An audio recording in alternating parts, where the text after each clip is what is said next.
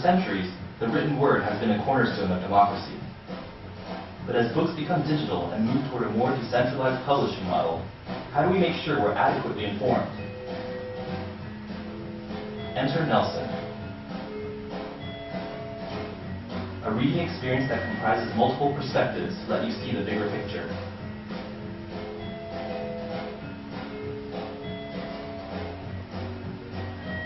With Nelson, you can discover writings based on the impact they've had on popular opinion or debate,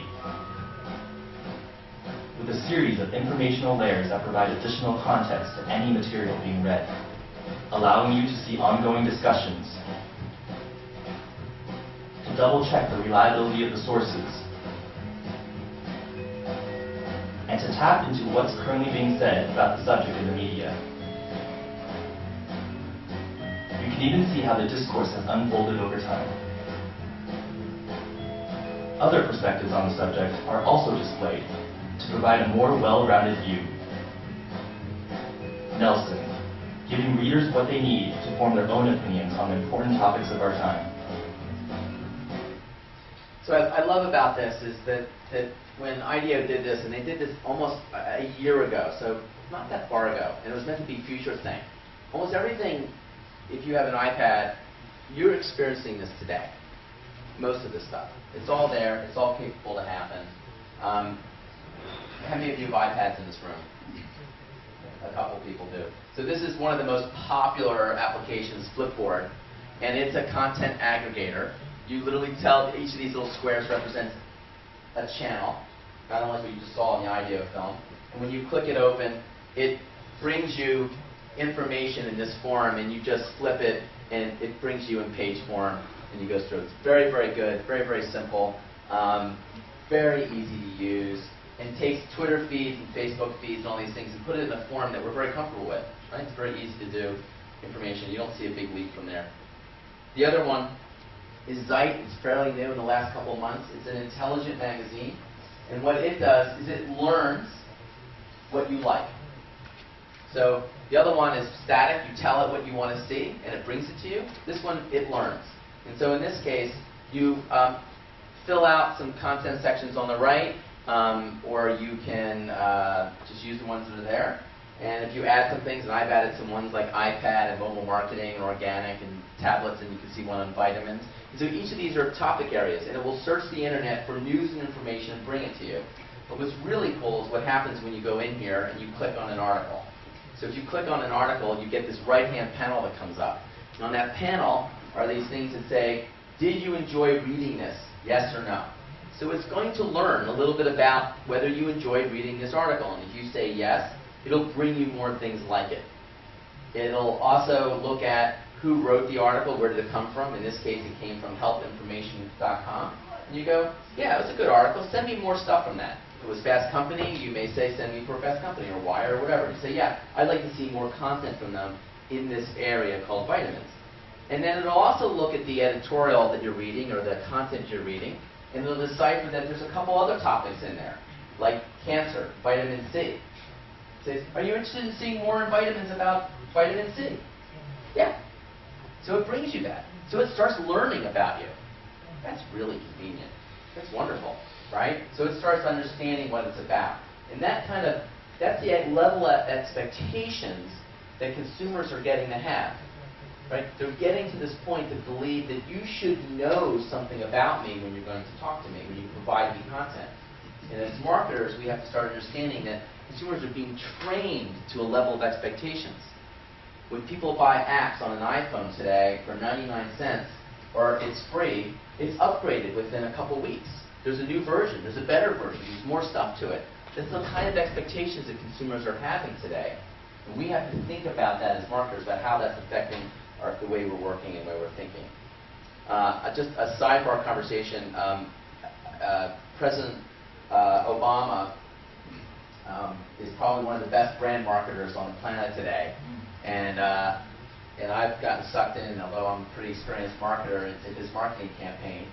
And what he does is he sends me emails pretty consistently, and he speaks to me in a very colloquial way, in a very engaging way. Not as president, but as somebody that he wants to engage with. I got an email the other day from him, literally from him, and going forward, it actually just announced that he's going to actually be Twittering officially, not just his staff. So we sent one out actually yesterday. Yesterday was Father's Day for us, and he wrote out a Father's Day Twitter that was actually Obama writing it. So it's quite interesting. We're going to start seeing a lot of that. But he sent me one the other day, and it said dinner. That's all it said, dinner, question mark, from President Obama.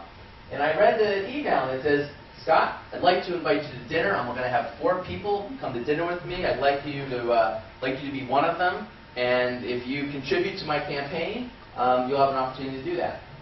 A couple months before, when he had started his campaign, I got one that just said tap. And he said, Scott, I'm going to be straight up with you, and I'm going to cut to the chase. That was the first sentence. I'm going to cut to the chase. So it's a pretty American way of talking. It was very straightforward. He says, I want you to donate $125. Which is very straight up, right? Very, very direct. And so I think there's a lot of that going on. And the other thing that's my favorite story about Obama was actually in his campaign.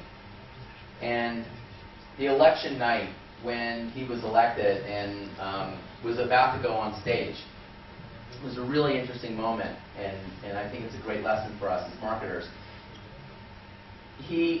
Everybody, all the channels were all looking at an empty stage. Nobody knew when he was going to come out and talk. They were all looking at the stage, and all the commentators were saying, well, we don't know when he's coming out, we don't know what he's going to say, but this is an important occasion, it's the first time this ever happened, this is amazing. And my BlackBerry started vibrating. So I went over to look at my BlackBerry, and I had a message from President Obama. And it said, I'm about to walk out on stage. And I want to thank you for making this happen. So before any of the media knew what was going on, he had sent a message to all the supporters, had a direct message, and somebody had a thought about that before he walked on stage. Somebody had a plan to push the button to do this, how to write it, to say, we're going to win, and we're going to make this thing happen, and you're going to send this out, and you're going to make this thing happen. We as marketers trend not to look for success. We tend to do something and go, that was fantastic, now what? Right? We see time and time again the way we model our marketing and advertising works on campaign-driven thinking.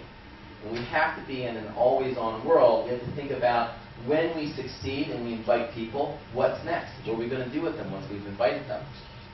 And that's really important that we start thinking about that model. It doesn't fit well into the way we budget today mostly, right? Because we don't have an ongoing budget. We have a campaign for a quarter or for 6 months or for a year. But sometimes we need to be thinking about these and saying, when we invite people, what's going to happen next? How are we going to do the next thing? How are we going to do the next thing? And Obama's example, I think, was quite interesting. I'm going to talk about this guy. His name's Salman Khan. And this is about the future of education. And again, this is about setting expectations and the idea about how out of nowhere comes really interesting things that are affecting our world and the way we think. So this guy was a hedge fund manager. He made a lot of money. But his cousins came to him from New Orleans, and he decided that he would help tutor them. So while they were visiting, he started telling them some math stories. And when they left, he decided that he would just go online and he would create some videos for them, explaining some math problems. Well, about 2,000 videos later, he gets more than 1 million views a week. This one guy. And he has this website called Khan Academy. You can all go to it. It's free. And you can look at any one of his videos to learn anything from 1 + 1 to advanced algebra. And it's very, very interesting because it's about the disruption of education, that we need to be educating and looking at the way we've done things in the old way. So it's a new way of looking at education. So take a look at this. The Khan Academy is most known for what's now about 1,000 videos on YouTube. It starts literally at 1 + 1 = 2, and it goes all the way up to college level calculus and physics. And everything is in these very short, encapsulated videos, one concept at a time. My cousin Nadia was visiting me from New Orleans when I was in Boston, and she was having trouble with math. She was in 6th grade at the time. I agreed to do this remote tutoring with her, so I started putting up videos on YouTube. And before I knew it, random people all over the world started watching them and sending me letters and testimonials, and I started getting excited about it, and I just kept going. I think I've learned more about math in the past 3 weeks than I have in all 4 years of my high school studies. When you watch them, you just comprehend everything, you just get it. I ended up passing a whole bunch of tests from his video. One thing that kind of shocked me, I get a lot of letters from the Middle East, I get a lot of letters from Latin America, Ethiopia, Uganda. It's really reached far more students than I could have ever imagined. Right now there are about 1,000 videos. I started recording them about 3 years ago. Now I'm doing it full time. I'm hoping to be able to put out a couple hundred videos a year. I see a world where literally anyone with access to a computer and the internet will be able to go to the Khan Academy to get a world-class education. It will be the world's free virtual school. So I think it's quite interesting. The Gates Foundation is supporting this. Those videos you saw were literally as sexy as it gets. He's just writing on a black wall, and there's no video of him. There's just the content. And they're very simple. They're very easy. A million views a week. More than MIT and Stanford, who have their entire curriculums online. So this is an individual who has done what large education institutions have been unable to do with a lot less flair, right? It's how much content do we need to create, what's the level of expectations, how are people using it. Just take a look at Khan Academy. What's really interesting about Khan Academy is the data that's underneath of it. Because what he has is a way of tracking what videos you've seen, what courses you've done, what problems you solve, and you can take that and now start understanding the progress that students make. And educators are using that data to inform their curriculums. And they're actually starting to use this to replace this. And why? Because they can spend the time in class working on activities with students working with each other and doing activities rather than lectures. Right? So this whole world is sort of turning upside down in terms of understanding the changes that are possible. The last thing I want to talk about is the future of television, which is a lot of what we do. We spend a lot of money on video and television. We think about this as a very powerful medium, but it's changing rapidly. And what we did is we went out and we spoke to a whole bunch of different people to get a view of the future of television and said, what's happening in this space?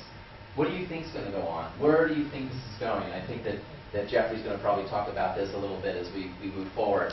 But take a view of this. This is a view of some of the most important people who are thinking about this and working on this. Clearly, we think that this medium is changing rapidly. Apple just announced a couple weeks ago that they're going to be putting video forms out. So we're going to see big changes in the way that you access video. You can see it. There's an application on the iPad called Our Choice from Al Gore that is called the first full-length featured book.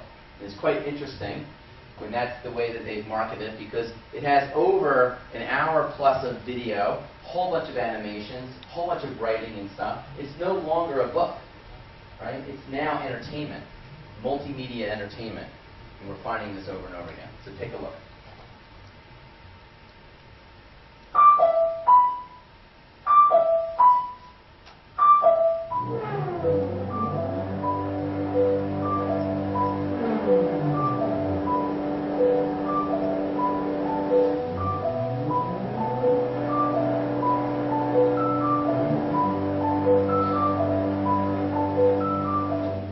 Imagine, if you will, sitting down to your morning coffee, turning on your home computer to read the day's newspaper. Well, there's a revolution going on. A vast array of information. Internet. The internet.